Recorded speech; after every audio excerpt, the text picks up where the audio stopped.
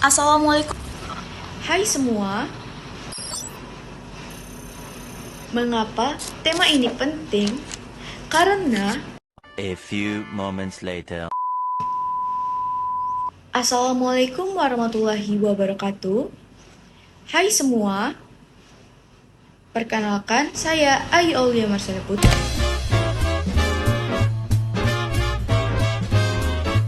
dengan NPM B1A024367. Di video kali ini, saya akan mempresentasikan sebuah tema yang sangat penting dalam kajian hukum dan hak asasi manusia, yaitu judul presentasi saya adalah Makna dan Tantangan Hak Asasi Manusia dalam Dinamika Transisi Politik. Presentasi ini saya susun berdasarkan buku karya Satya Arinanto yang berjudul Hak Asasi Manusia dalam Transisi Politik di Indonesia pada cetakan kedua, tempat terbit Jakarta, yang diterbitkan oleh Pusat Studi Hukum Tata Negara Fakultas Hukum Universitas Indonesia pada tahun 2005, khususnya pada bab 2 yang membahas hak asasi manusia dalam transisi politik dengan rincian materi mulai dari halaman 65 hingga 149. Bab ini membahas secara sistematis mulai dari konsep dasar HAM, sejarah dan perkembangan generasi hak, perdebatan universalisme dan relativisme budaya, sampai pada dinamika transisi politik menuju demokrasi, hubungan sipil militer, persoalan keadilan transisional, dan pengalaman beberapa negara seperti di Amerika Latin, Eropa Selatan, Afrika Selatan, Yunani, Jerman, dan Cekoslovakia. Mengapa tema ini penting? Karena setiap kali sebuah negara mengalami perubahan rezim dari otoritarian ke arah yang lebih demokratis, selalu muncul pertanyaan-pertanyaan krusial. Bagaimana nasib korban pelanggaran HAM di masa lalu? Lalu, apakah pelaku akan diadili atau justru diberi amnesti? Bagaimana menata kembali hubungan sipil dan militer? Kemudian, bagaimana memastikan bahwa pelanggaran HAM yang terjadi di masa lalu tidak terulang lagi? Pertanyaan-pertanyaan inilah yang menjadi inti pembahasan kita hari ini. Harapannya, setelah presentasi ini, kita bukan hanya paham teori, tetapi juga lebih peka terhadap pentingnya penegakan HAM dalam setiap proses perubahan politik di negara manapun, termasuk Indonesia. Makna dan dasar filosofis hak asasi manusia. Pertama-tama, kita masuk ke pembahasan tentang apa itu hak asasi manusia dari sisi konsep dan filosofi. Istilah yang digunakan secara global adalah human rights, yang dipertegas penggunaannya dalam Universal Declaration of Human Rights tahun 1948 sebagai hak-hak yang melekat pada setiap manusia semata-mata karena ia manusia. Hak ini tidak diberikan oleh negara, tetapi diakui dan dilindungi oleh negara. Konsepsi HAM lahir dari pergulatan berpikir yang panjang dalam sejarah, mulai dari pemikiran filsafat klasik, doktrin hukum alam, hingga pemikiran liberal modern.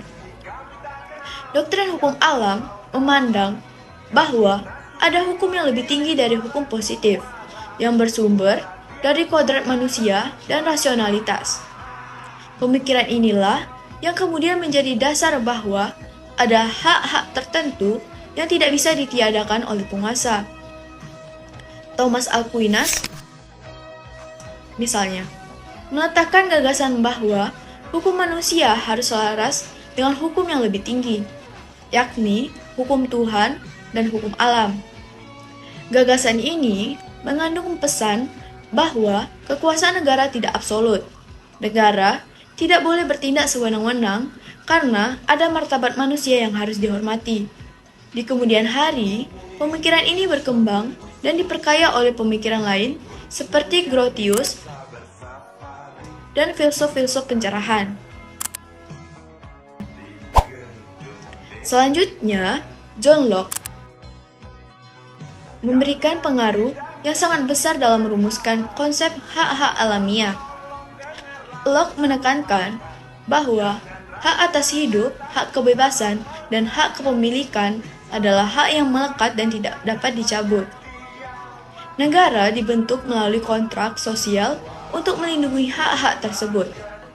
Jika negara justru melanggar hak itu, maka legitimasi kekuasaan negara menjadi runtuh. Ide ini kemudian menginspirasi lahirnya berbagai deklarasi dan konstitusi modern. Perkembangan ilmu pengetahuan dan keberhasilan intelektual di era pencerahan juga memperkuat basis rasional dan sekuler bagi HAM. Rasionalitas manusia dan kemampuan berpikir kritis menjadi landasan untuk menggugat absolutisme politik dan menuntut pembatasan kekuasaan melalui konstitusi, pemisahan kekuasaan, dan jaminan hak-hak dasar. Menariknya, dalam tradisi Islam juga dikenal konsep-konsep yang sejalan dengan HAM. Misalnya, melalui Cairo Declaration on Human Rights in Islam yang mencoba memadukan prinsip-prinsip syariah dengan nilai-nilai perlindungan martabat manusia. Artinya, diskursus HAM sesungguhnya tidak hanya milik satu dari tradisi tertentu, tetapi dapat berdialog dengan berbagai sistem nilai. Generasi-generasi hak asasi manusia. Untuk memahami ruang lingkup HAM, sering digunakan pendekatan generasi hak. Generasi pertama yaitu hak sipil dan politik. Ini mencakup hak hidup, hak kebebasan dari penyiksaan, hak kebebasan berpendapat, hak kebebasan berkumpul, hak atas peradilan yang adil, dan hak untuk ikut serta dalam pemerintahan. Hak-hak ini lahir dari perjuangan melawan kesewenang-wenangan negara dan absolutisme politik. Generasi kedua yaitu hak ekonomi, sosial, dan budaya, termasuk hak atas pekerjaan, hak upah yang layak, hak jaminan sosial, hak pendidikan, dan hak kesehatan. Hak ini menuntut peran aktif negara untuk memenuhi kondisi-kondisi sosial yang memadai, sehingga tidak hanya bebas dari intervensi, tetapi juga bebas dari kemiskinan dan keterbelakangan. Generasi ketiga yaitu hak solidaritas atau hak kolektif, seperti hak atas pembangunan, hak perdamaian, dan hak lingkungan hidup yang bersih dan sehat. Hak ini menuntut kerjasama lintas negara dan lembaga internasional karena banyak masalah yang bersifat global. Dalam praktik, ketiga generasi ini tidak terpisah, tetapi saling mengandalkan satu sama lain. Hak politik tanpa hak sosial ekonomi sering membuat demokrasi menjadi formal belaka. Sebaliknya, pembangunan ekonomi tanpa penghormatan hak sipil politik cenderung melahirkan otoritarianisme. Karena itu, dalam kerangka modern, HAM dipahami sebagai satu kesatuan yang utuh, tidak dapat dibagi-bagi. Kemudian, di Indonesia tokoh hukum Jimli Asidik mengemukakan adanya generasi keempat HAM yang menyoroti hubungan horizontal antar kelompok masyarakat serta dampak globalisasi yang menjadi penting untuk mengatasi isu-isu kontemporer seperti hak minoritas dan persaingan budaya. Universalisme versus relativisme budaya. Isu berikutnya adalah perdebatan antara universalisme dan relativisme budaya dalam HAM. Pandangan universalis menyatakan bahwa HAM berlaku di mana saja, kapan saja, dan untuk siapa saja, tanpa terikat budaya tertentu. Sedangkan pandangan relativis budaya mengingatkan bahwa setiap masyarakat punya konteks, tradisi, dan nilai lokal, sehingga penerapan standar HAM internasional harus sensitif terhadap keberagaman budaya. Perdebatan ini muncul misalnya ketika praktik-praktik budaya atau adat tertentu dipersoalkan dari perspektif HAM. Ada yang mengatakan praktik itu bagian dari identitas budaya, tetapi di sisi lain ada yang menilai praktik tersebut melanggar martabat manusia. Konferensi Wina tahun 1993 menegaskan bahwa semua HAM bersifat universal, namun implementasinya dapat mempertimbangkan kekhasan nasional dan regional sepanjang tidak digunakan untuk membenarkan pelanggaran HAM. Bagi negara-negara yang sedang mengalami transisi politik, perdebatan universalisme dan relativisme ini penting karena seringkali penguasa lama menggunakan dalih budaya lokal untuk mempertahankan praktik otoritarian. Sementara kelompok pro-demokrasi mendorong adopsi standar HAM internasional. Di sini, dialog dan reinterpretasi nilai-nilai lokal menjadi kunci agar HAM tidak dianggap asing, tetapi dapat diinternalisasi dalam konteks nasional. Transisi politik menuju demokrasi masuk ke bagian inti, yaitu transisi politik. Transisi politik adalah proses perubahan dari rezim otoritarian menuju rezim yang lebih demokratis. Sejak akhir 1970-an hingga 1990-an, dunia menyaksikan apa yang disebut sebagai gelombang demokratisasi dimulai dari Eropa Selatan, kemudian Amerika Latin, dan berlanjut ke Eropa Timur, Afrika, serta sebagian Asia. Transisi ini biasanya tidak terjadi dalam ruang hampa.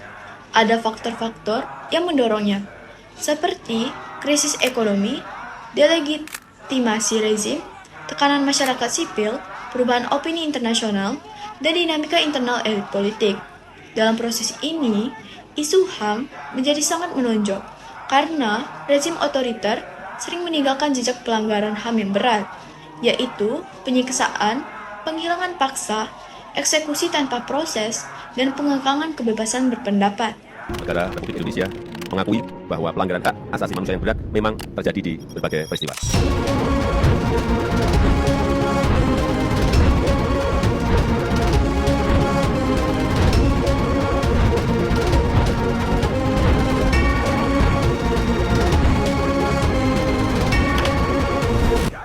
Salah satu isu utama dalam transisi adalah reposisi hubungan sipil dan militer. Di bawah rezim otoriter, militer sering menjadi aktor utama yang tidak hanya mengurus pertahanan, tetapi juga terlibat langsung dalam politik, ekonomi, dan pemerintahan.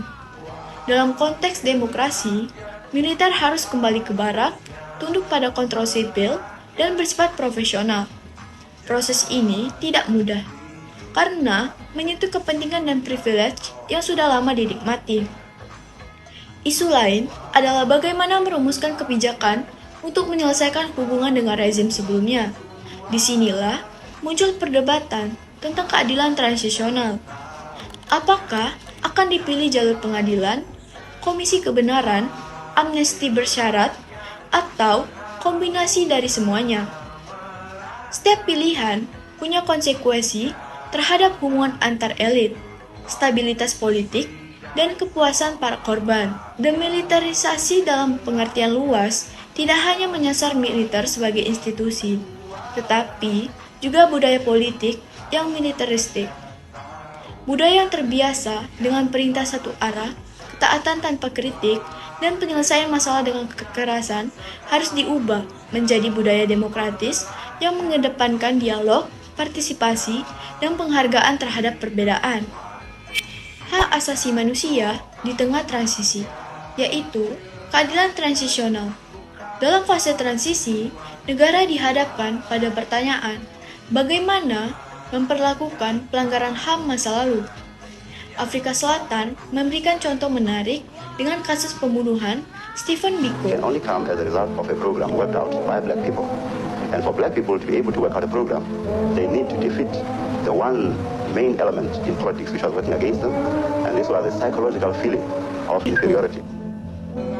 Stephen Biko, aktivis anti-apartheid, yang meninggal akibat penyiksaan dalam tahanan. Peristiwa ini menjadi simbol kekejaman rezim apartheid dan memunculkan tuntutan akan kebenaran dan keadilan. Ketika rezim apartheid berakhir, Afrika Selatan memilih pendekatan yang unik melalui Truth and Reconciliation Commission atau TRC. Komisi ini memberikan kesempatan bagi pelaku pelanggaran HAM untuk mengakui perbuatannya secara terbuka dan kemungkinan mendapatkan amnesti jika memenuhi syarat. Bagi korban dan keluarga korban, proses ini membuka ruang untuk mengetahui kebenaran dan mendapatkan pengakuan atas penderitaan mereka. Disinilah muncul perdebatan tentang makna keadilan. Makna keadilan yaitu keadilan retributif menekankan penghukuman pelaku dan keadilan restoratif menekankan pemulihan hubungan sosial, pengakuan, dan rekonsiliasi. Tidak ada jawaban tunggal yang selalu benar. Setiap masyarakat perlu merumuskan kombinasi yang paling sesuai dengan konteksnya, dengan tetap memperhatikan kewajiban negara berdasarkan hukum internasional.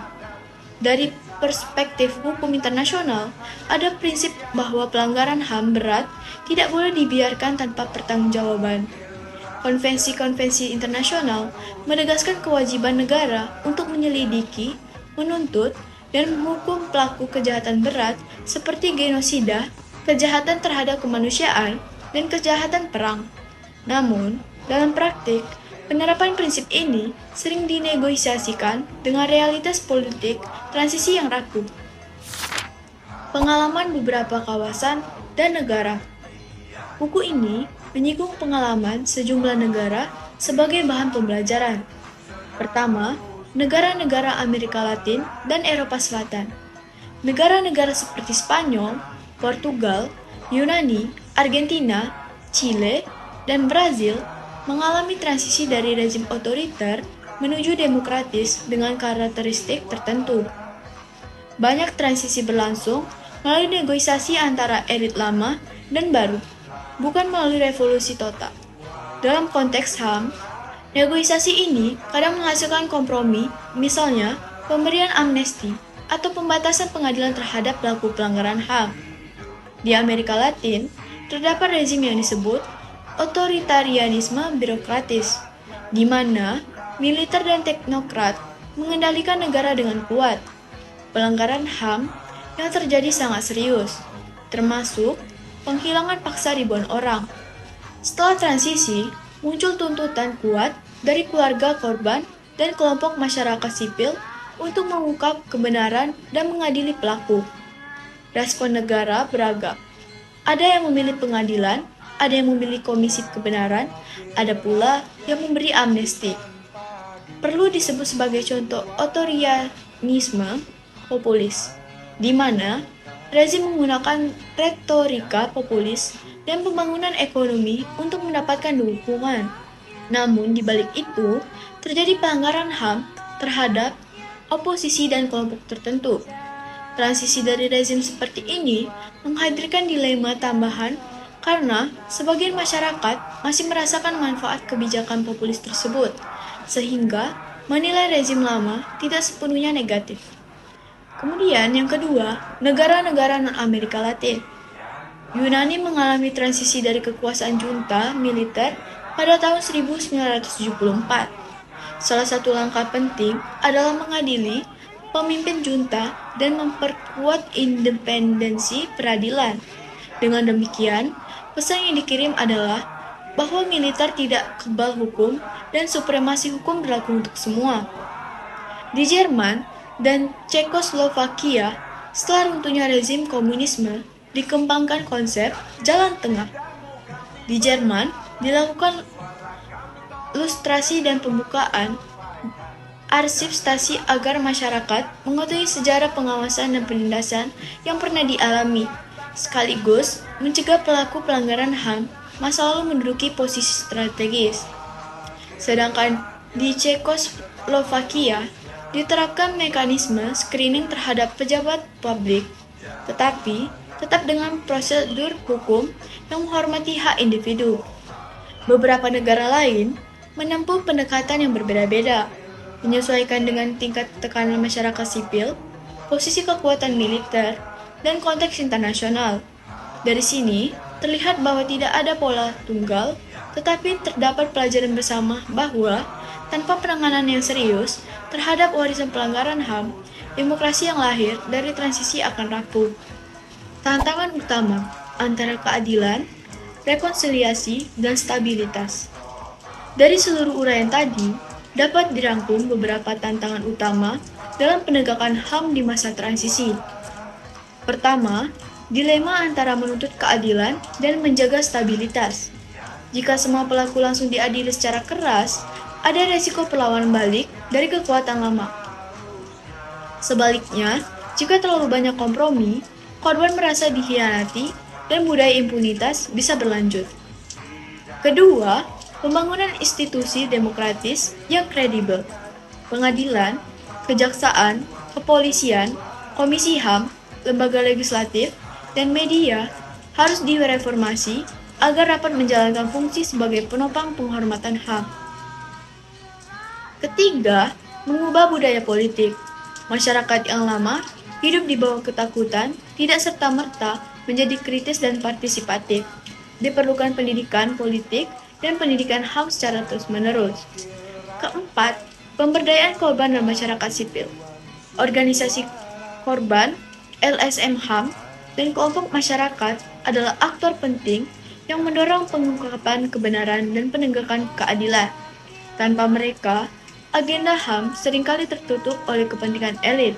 Seluruh tantangan ini juga relevan bagi Indonesia yang mengalami transisi pasca 1998, di mana warisan pelanggaran HAM masa lalu masih menjadi PR besar sampai hari ini. Bapak atau Ibu dan teman-teman yang saya hormati, dari pemaparan panjang tadi dapat dilihat bahwa hak asasi manusia dan transisi politik adalah dua hal yang saling terkait erat dan tidak bisa dipisahkan. HAM memberikan standar moral dan hukum untuk menilai bagaimana sebuah rezim menggunakan kekuasaannya. Transisi politik memberikan momentum untuk memperbaiki tata kelola negara, mereformasi institusi, dan menata ulang hubungan antara negara dan warga.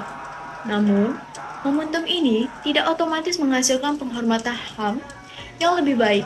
Semuanya tergantung pada pilihan politik, desain kebijakan, dan konsistensi pelaksanaannya. Kita melihat bahwa HAM memiliki landasan historis dan filosofis yang kuat, berkembang dalam beberapa generasi hak yang saling terkait. Perdebatan universalisme dan relativisme budaya menunjukkan bahwa penerapan HAM harus sensitif terhadap konteks, tetapi tidak boleh dijadikan alasan untuk melegitimasi pelanggaran. Transisi politik membawa harapan sekaligus risiko. Di satu sisi, membuka ruang demokratisasi, di sisi lain, memunculkan dilema tentang bagaimana menghadapi pelanggaran masa lalu. Pelanggaran berbagai negara menunjukkan bahwa tidak ada jalan mudah. Ada yang memilih pengadilan, ada yang memilih komisi kebenaran, ada yang memilih menggabungkan keduanya. Bagi kita mahasiswa hukum, mempelajari tema ini penting bukan hanya untuk tujuan akademik, tetapi juga sebagai bekal etis dan intelektual ketika kelak terlibat dalam proses pembentukan kebijakan, advokasi, atau penegakan hukum. Nilai-nilai HAM harus menjadi kompas dalam melihat dan menilai setiap proses perubahan politik. Sebelum saya akhiri, saya ingin mengucapkan terima kasih kepada para pihak yang telah membantu dalam pelaksanaan tugas mata kuliah hukum dan HAM ini.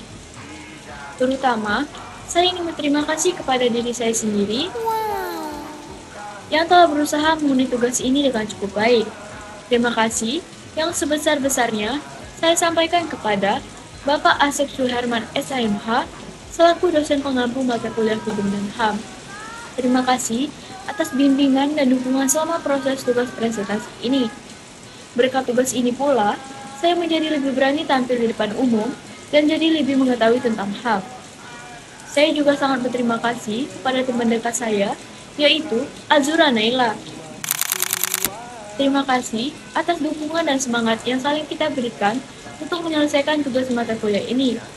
Walaupun kita sedikit menunda karena faktor ruang penyimpanan HP penuh. Semoga kita bisa lulus bersama dan memperoleh nilai terbaik. Tak lupa terima kasih saya sampaikan kepada teman-teman yang telah meluangkan waktu untuk menonton video presentasi ini hingga selesai.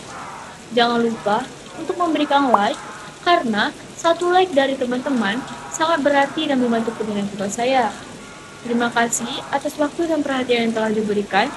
Semoga ilmu yang kita peroleh hari ini bukan sekedar pengetahuan, tapi menjadi landasan untuk perubahan positif dalam masyarakat dan diri kita sendiri.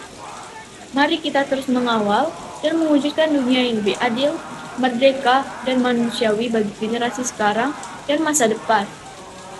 Demikianlah presentasi dari saya mengenai makna dan tantangan hak asasi manusia dalam dinamika transisi politik. Lebih dan kurangnya, saya mohon maaf. Saya akhiri. Wassalamualaikum warahmatullahi wabarakatuh. Bye-bye.